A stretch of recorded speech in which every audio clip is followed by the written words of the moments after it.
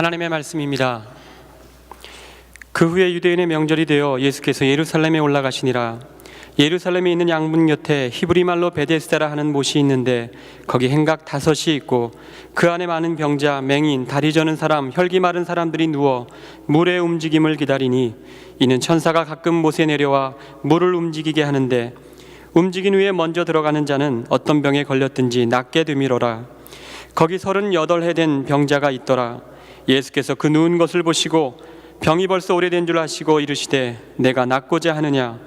병자가 대답하여 주여, 물이 움직일 때에 나를 못에 넣어주는 사람이 없어 내가 가는 동안에 다른 사람이 먼저 내려가나이다. 예수께서 이르시되 일어나 내 자리를 들고 걸어가라 하시니 그 사람이 곧 나아서 자리를 들고 걸어가니라. 아멘. 작년 연말 한국에서는 한 대학생의 안녕들 하십니까? 라고 하는 학교 게시판에 붙은 대자보로 온 나라가 시끄러웠던 그런 적이 있습니다. 우리가 흔히 인사로 사용하는 안녕하십니까? 이 말이 오히려 안녕하지 못한 시대적인 상황과 고민과 아픔들을 상징하는 그런 의미로 사람들에게 다가오게 되었던 겁니다. 우리가 살아가는 삶은 그렇게 쉽지만은 않은 것 같습니다. 아니, 쉽지 않은 것이 아니라 어떻게 보면 굉장히 어렵게 살아가는 것이 우리의 삶의 현실이 아닐까 싶습니다. 많은 사람들이 조금 더 편안하게 살아보려고, 조금 더 쉽게 살아보려고 이런저런 많은 방법들을 동원해 보지만 생각만큼 그렇게 이루어지지 않는 것이 오늘 우리가 살아가는 삶의 모습입니다. 오늘은 제가 지나간 옛 퀴즈를 하나 여러분들에게 좀 내보겠습니다. 한번 잘 생각해 보십시오. 한 번은 교통사고가 나서 한 버스에 타고 있던 많은 승객들이 안타깝게 죽고 부상을 당했는데 그들 가운데 가장 억울하게 죽은 사람은 누구입니까? 라고 하는 퀴즈입니다. 그 사고에서 희생당한 사람들 가운데 이런 억울한 사람들이 있었는데요. 첫 번째 사람은 원래는 96번 버스를 타야 되는데 69번 버스를 96번으로 착각하고 탔다가 죽은 사람입니다. 두 번째 사람은 결혼식이 내일인데 그만 그 버스를 잘못 타서 안타깝게 희생된 총각입니다. 세 번째 사람은 버스가 막 출발하려고 할 때 저 멀리서부터 숨을 헐떡이며 뛰어와서 겨우겨우 버스를 탔다가 변을 당한 사람입니다.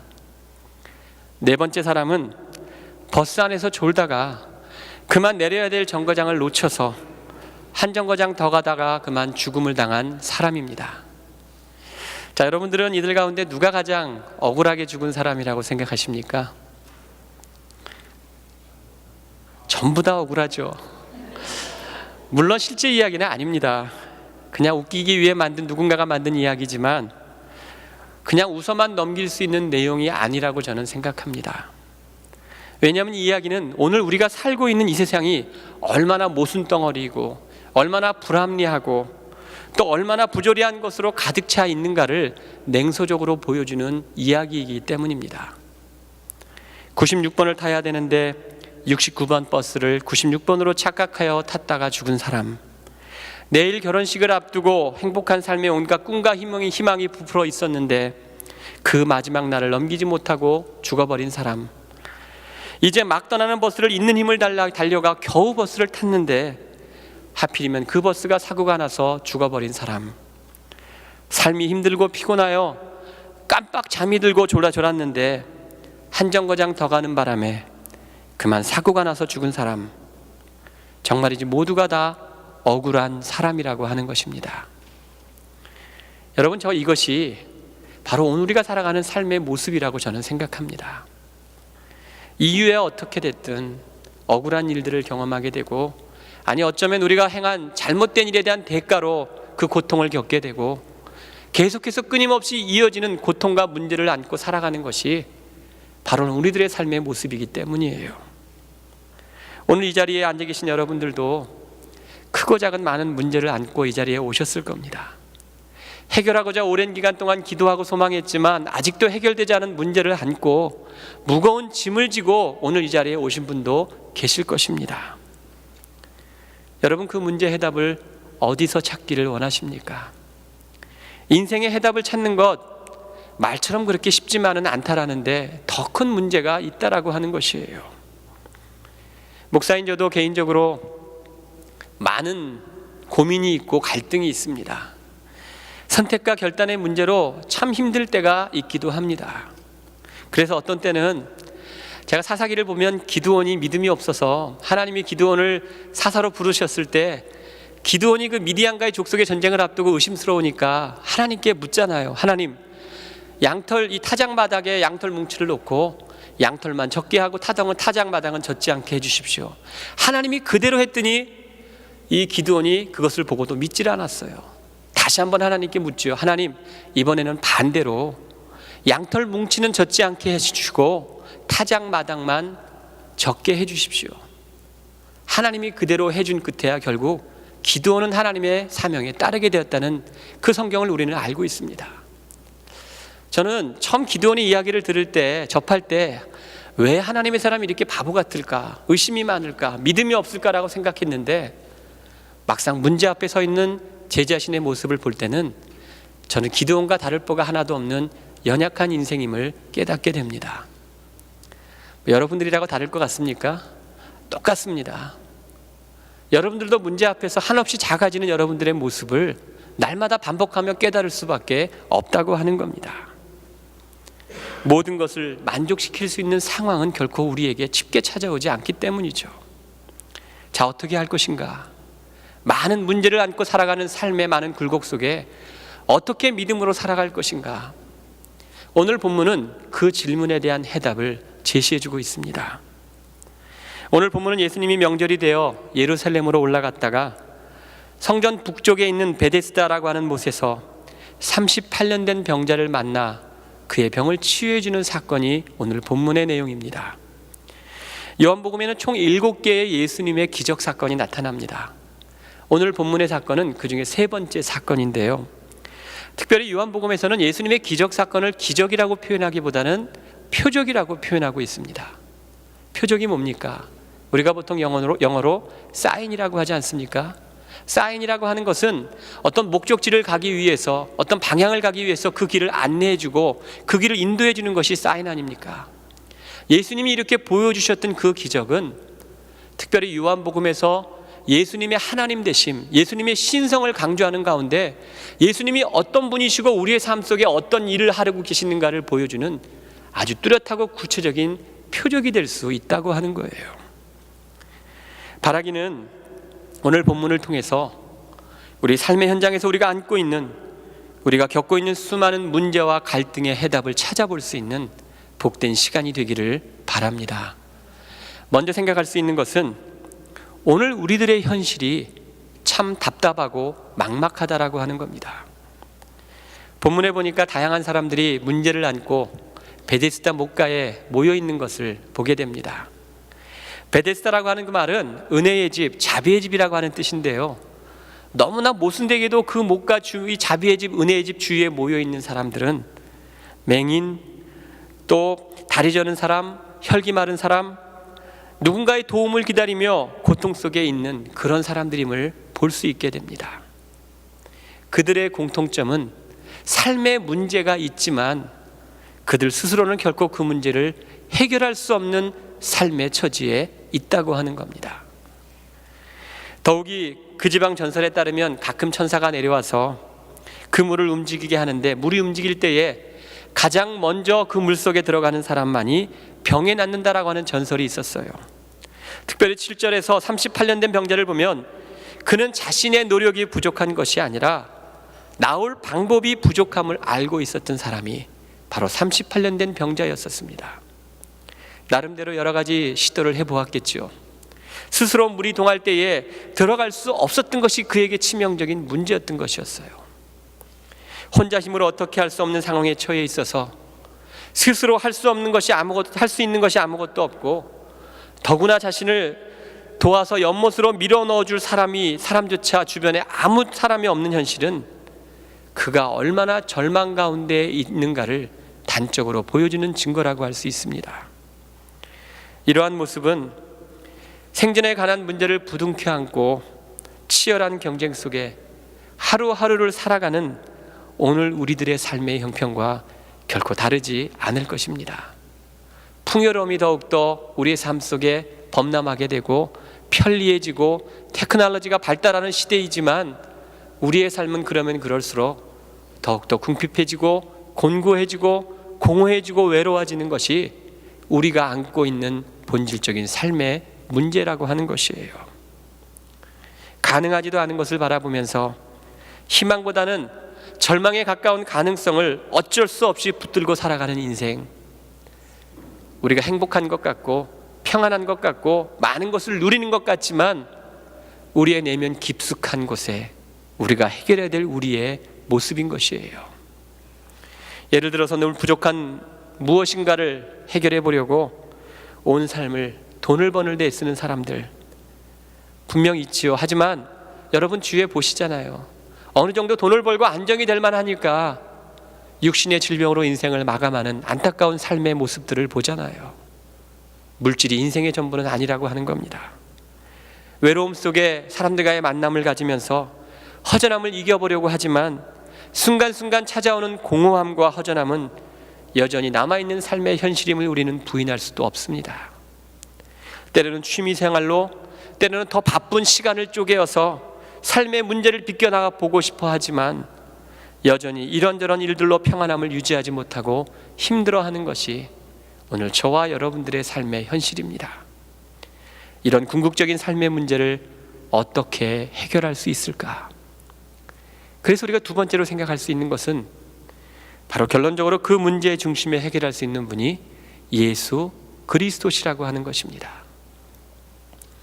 38년 된 병제의 문제, 오늘 여러분들의 문제일 수 있고요, 저의 문제일 수 있습니다.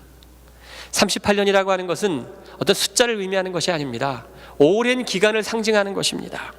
오랜 기간 동안 마음 한구석에 품고 있었던 삶의 문제, 아픔, 상처, 그것이 마음속에 깊이 뿌리내려 쓴뿌리로 자리 잡고 있는 우리의 삶의 현실들, 우리 모두에게 있죠. 행복해 보이고 여유 있어 보이고 자신감 있어 보여도 문제와 아픔은 우리 모두가 갖고 있는 삶의 현실입니다. 어떤 사람이 넓은 사막을 정처 없이 방황하며 걸어가고 있었답니다. 그런데 가지고 있던 물이 다 떨어진 것을 발견하고는 마음속에 갑자기 걱정과 불안감이 생기기 시작했답니다. 빨리 오아시스를 찾아야 하는데, 이런 생각을 가지고 주위를 살펴보니까 사람의 발자국이 눈앞에 보였던 거였습니다. 그리고 이 마음속에 안심이 생겼습니다. 아, 이제 살았다. 저 발자국을 따라가면 오아시스를 발견할 수 있겠구나.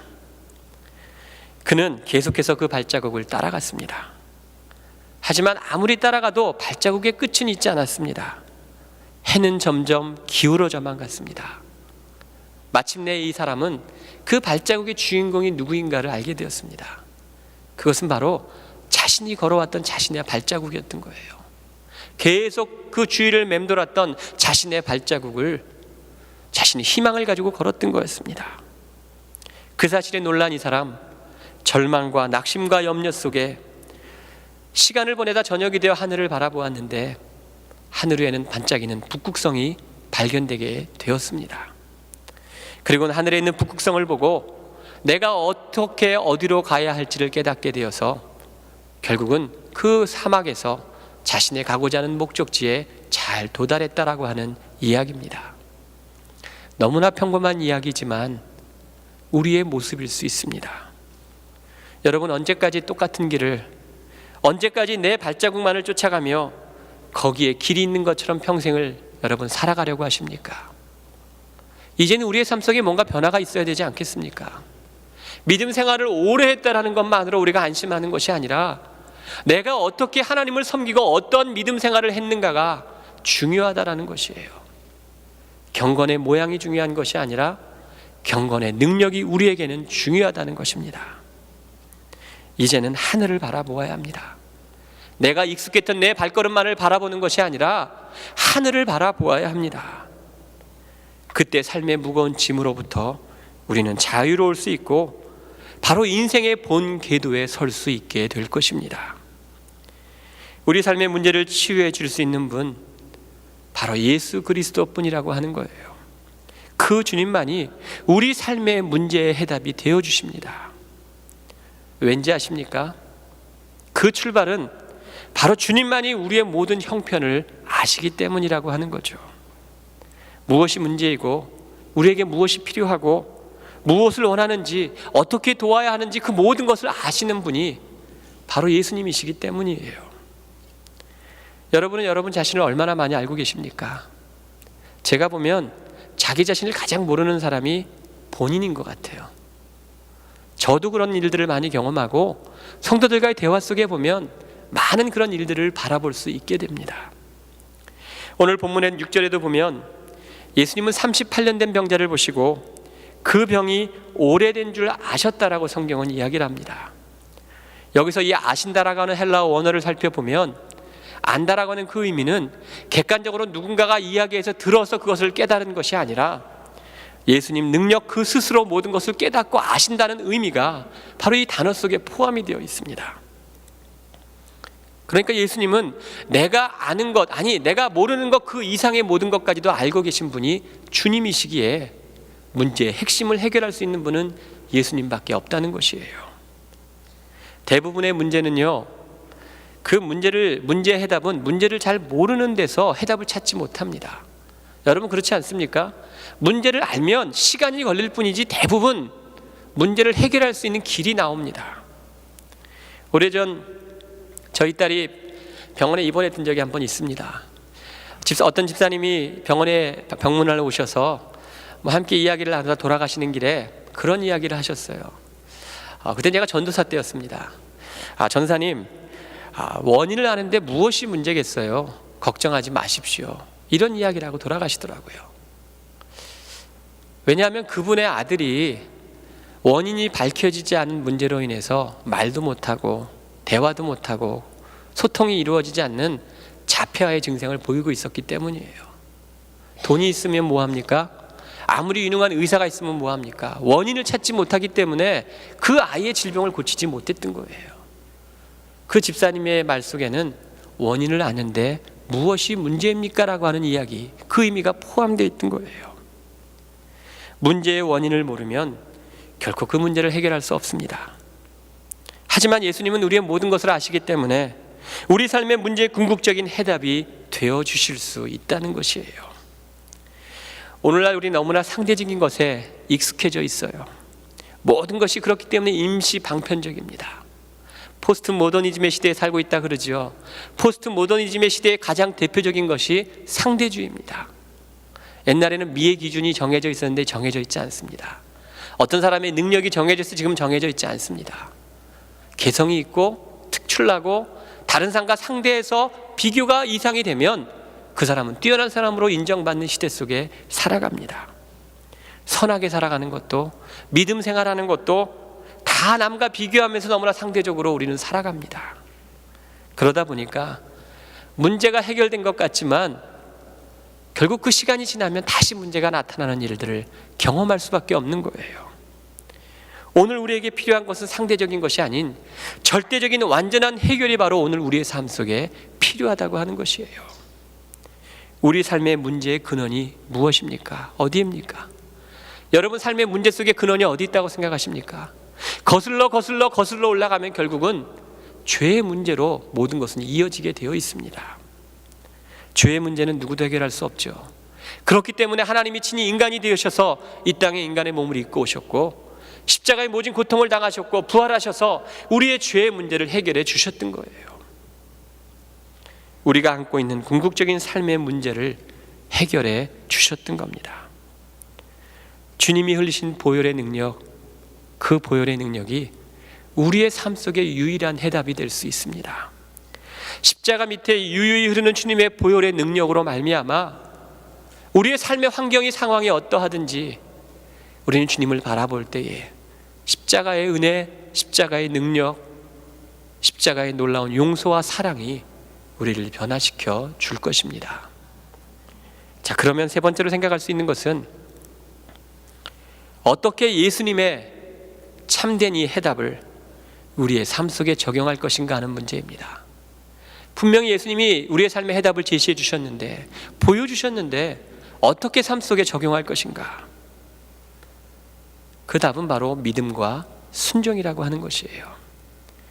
38년 된 병자가 치유될 수 있었던 것, 그의 삶에 중대한 문제가 해결될 수 있었던 것은 그에게 말씀하신 예수님의 말씀이 그의 삶 속에 합리적이지 않았다 할지라도, 그가 불가능한 것처럼 여겨졌다 할지라도, 말이 안 되는 것이라 생각되는 것이었음에도 불구하고 믿고 순종했더니 바로 그곳에서 주님의 기적이 나타날 수 있었던 겁니다. 그러면 이렇게 이야기하는 분이 계실 거예요. 목사님, 저는 참 순종을 잘합니다. 믿음 생활도 참 잘합니다. 그런데 아직도 제 문제는 해결되지 않습니다. 그 원인이 무엇입니까? 물론 원인은 저도 잘 모르죠. 하지만 그 원인의 원인을 거슬러 올라가면 내가 갖고 있는 믿음, 내가 주님 앞에 행했던 순종에 문제가 있을 수 있다라고 하는 거예요. 내 생각에 따라 믿고 내 생각에 따라 순종하기 때문에 우리는 착각하는 겁니다. 주님의 말씀 앞에 순종하는 것처럼 보여지고 주님의 말씀 앞에 믿음으로 신뢰하는 것처럼 보여지지만 어쩌면 내 생각, 내 가치관, 내 기준이 근거가 된 믿음이 될 수 있고 순종이 될 수 있는 거예요. 여러분 잘 한번 생각해 보세요. 신앙생활하면서 내가 순종했던 것들, 내가 정말 하기 힘든, 내가 정말 하기 싫은 것 얼마나 많이 순종하셨습니까? 내가 순종했다고 생각하는 것, 어떻게 보면 내가 할 만하고 내가 할 수 있는 것만 선별해서 순종한 것은 아니었는지 모르겠습니다. 저는 종종 설교 준비를 하거나 아니면 어떤 일을 결정할 때 제 아내에게 종종 물어봐요. 설교 제목을 정해놓고 이 제목 어때? 이렇게 물어볼 때도 있고, 설교 준비를 다 끝내놓으면 제 아내에게 한번 이렇게 코멘트를 들어볼 때가 있습니다. 그러면 제가 제 아내에게 기대했던 것이 있는 것 같아요.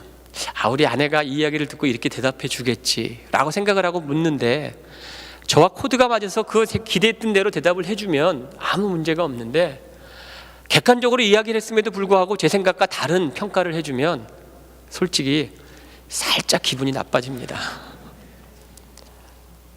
여러분, 하나님께 순종하는 것도 마찬가지예요. 믿음을 갖고 있다는 것도 마찬가지예요.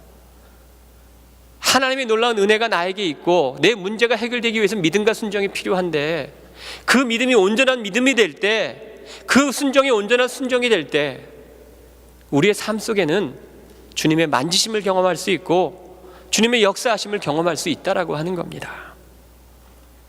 늘 크고 작은 염려와 걱정 속에 살아가는 것, 잘못된 신앙, 착각의 순종 속에 살아가고 있기 때문이 아닐까 싶습니다. 염려는 일부러 노력하지 않아도 생기는 것이 염려입니다. 우리의 삶에서 저절로 되는 것의 대부분은 다 악한 것들이에요. 염려, 불평, 분노, 내버려둬도 저절로 생기는 거 아닙니까? 하지만 베드로전서 5장 7절에 보면 염려를 주께 맡기라고 베드로 사도가 말을 합니다. 이것은 하나님을 체험하고 더 깊이 알아간다라고 하는 의미가 될 수 있는데요, 염려는 맡기려고 노력한다고 해서 없어지는 것이 아니라고 하는데 어려움이 있습니다. 그럴 것 같으면 염려할 필요가 없겠죠. 우리는 염려를 맡기려고 노력하는 대신 우리에게 좋은 것을 주시고 우리를 이끄시고 우리의 모든 것을 아셔서 문제를 해결하고 하시려는 주님을 알아가려고 할 때에 염려는 발붙일 자리가 없어진다는 것이에요. 믿음과 순종도 마찬가지입니다. 내가 믿음을, 내가 순종을 주님 앞에 드려야 된다라고 고백할 때 먼저 전제되어야 될 것은 주님을 알아야 합니다. 하나님이 어떠한 분이신지, 주님이 나에게 어떤 약속을 하셨는지, 신실하신 하나님이 나에게 어떤 기대를 갖고 계신지, 여러분의 가정 안에, 여러분의 일터 안에, 이 공동체 안에 하나님이 어떠한 크고 놀라운 계획을 갖고 계신지를 우리의 삶으로 알아가게 될 때 우리는 그 모든 삶 속에 온전한 믿음과 순종의 삶이 이어질 수 있게 될 것입니다. 2월 첫째 주일입니다. 시간이 빠르게 지나갑니다. 이제 2014년 눈 깜짝할 사이에 또 한 해가 지나갈 겁니다. 힘들다, 삶이 곤고하다, 많은 분들이 이야기를 합니다. 하지만 여러분, 이제 더 이상 삶의 문제에 힘들어하지 마십시오. 수고하고 무거운 짐진 자들아 다 내게로 오라. 내가 너희를 쉬게 하리라고 약속하신 주님의 약속이 오늘 이 자리에 앉아 계신 여러분들을 향한 신실하신 주님의 약속이기 때문입니다. 우리에게 유일한 길은 예수님 뿐이십니다. 예수님이 상황에만 맞는 그런 정답을 주시는 것이 아니라 어떠한 상황 속에서도 해답이 될 수 있는 참된 절대적인 해답을 우리에게 주셨습니다. 십자가에 나타난 주님의 사랑, 십자가에 나타난 주님의 용서, 십자가에 나타난 주님의 은혜, 그 모든 것이 우리의 삶 속의 삶의 문제를 헤쳐나가고도 남을 만한 능력이 될 수 있을 것입니다. 바라기는 주님 안에서 온전한 믿음과 순종으로 주님의 놀라운 치유와 회복을 경험함으로 다음 한 주간도 하나님의 백성으로 세상 속에 날마다 승리하는 여러분들이 되시기를 예수님의 이름으로 축원합니다. 주님 감사합니다. 오늘도 저희를 사랑하셔서 하나님 은혜 가운데 저희를 주님의 전으로 인도하시고 또 주의 말씀 앞에 서게 하시니 감사를 드립니다.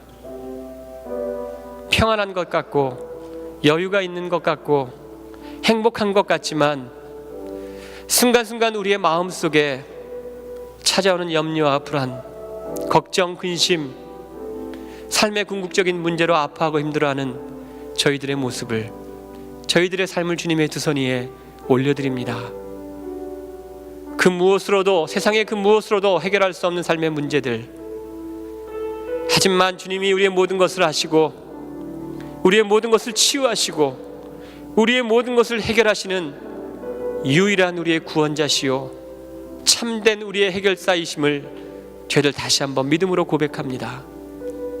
그 주님을 바라보게 하여 주시고 믿음의 주 온전케 하시는 예수님으로 인해서 세상 속에 우리가 무엇을 하든지 어느 곳에 있든지 날마다 당당하게 살아가는 저희들이 될 수 있도록 인도하여 주시옵소서.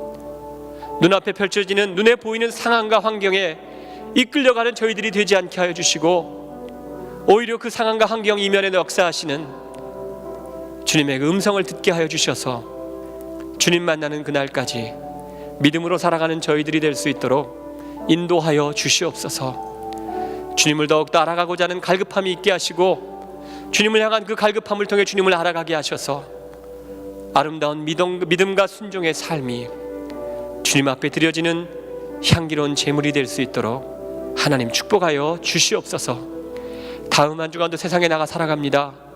어떤 일을 경험할지, 어떤 사건을 맞이하게 될지, 어떤 만남을 갖게 될지 우리는 모르지만 우리보다 먼저 앞서가시는 그 주님을 바라보면서 이 전쟁은 나에게 속한 것이 아니고 하나님께 속한 것임을 믿음으로 고백하면서 다음 한 주간도 믿음으로 승리하는 모든 성도들이 될 수 있도록 하나님 인도하여 주시옵소서.